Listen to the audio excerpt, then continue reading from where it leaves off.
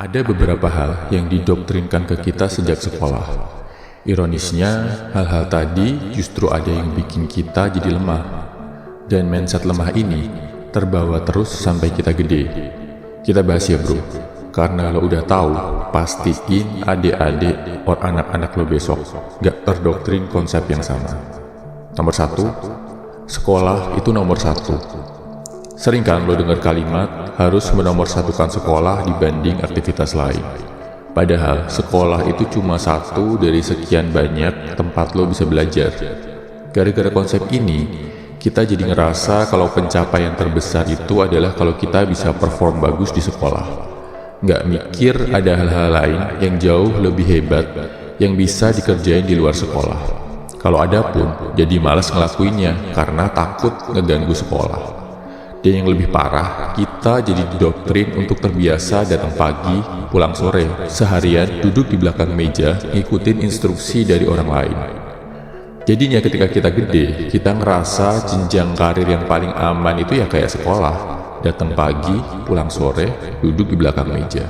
Nomor 2, meminta itu hal yang gak baik. Di dunia nyata, kalau lo mau sukses, lo harus berani minta. Sekolah mengajarkan kita untuk gak meminta.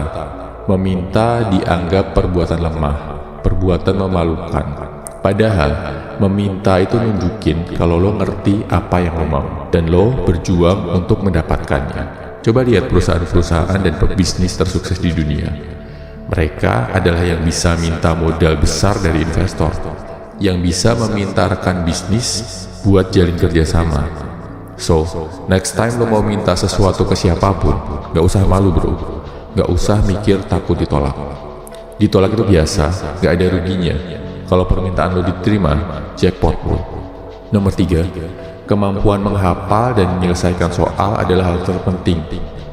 Di sekolah, yang paling penting adalah kemampuan menghafal, kemampuan menyelesaikan soal. Makin jago menghafal dan ngerjain soal, makin tinggi nilai ujian lo.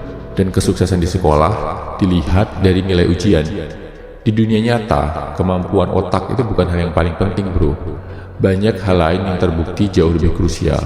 Misal, kekuatan mental, kemampuan untuk berjuang di tengah kesulitan, kemampuan untuk berkorban dan menahan diri, kemampuan untuk tetap jaga karakter dan kejujuran di tengah godaan, kemampuan untuk tetap menjadi manusia baik di tengah dunia yang jahat. Nomor 4, salah dan gagal adalah hal yang memalukan. Makin banyak kesalahan, makin rendah nilai yang lo dapat. Dan ingat bro, momen-momen di mana lo atau temen lo dipermalukan, dihukum di depan kelas karena bikin kesalahan. Sedihnya lagi, kadang fokus utama yang terjadi di sekolah adalah menghukum kesalahan, bukan memperbaiki kesalahan yang lo buat. Akibatnya, ketika gede, kita banyak takut ngelakuin sesuatu. Takut salah, takut gagal, takut ditolak. Nomor 5, tujuan akhir sekolah adalah lulus dengan nilai bagus. Waktu SD lu pasti pernah dengar ada yang bilang, sekolah yang rajin ya, biar nanti dapat nilai bagus dan lanjut SMP favorit. Di Indonesia, tujuan akhir kebanyakan sekolah itu nilai bro, bukan pemahaman, bukan pembelajaran. Asal nilai bagus, gak ngerti or gak paham, no problem.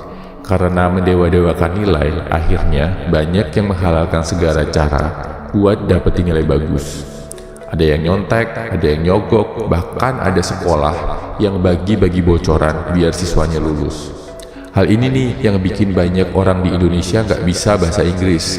Padahal belajar bahasa Inggris udah 9 tahun, dari kelas 3 SD sampai kelas 12 SMA. Hal ini juga yang bikin banyak koruptor, karena udah dikondisikan untuk main curang sejak sekolah. Or banyak kasus hamil di luar nikah, padahal udah dijelasin tentang sistem reproduksi di pelajaran biologi dengan jelas. Oke bro, mari kita berharap sistem pendidikan di negara kita bisa lebih baik lagi. Dan karena lo udah tahu beberapa hal yang gak bagus, segera tinggalkan ya bro. Semangat!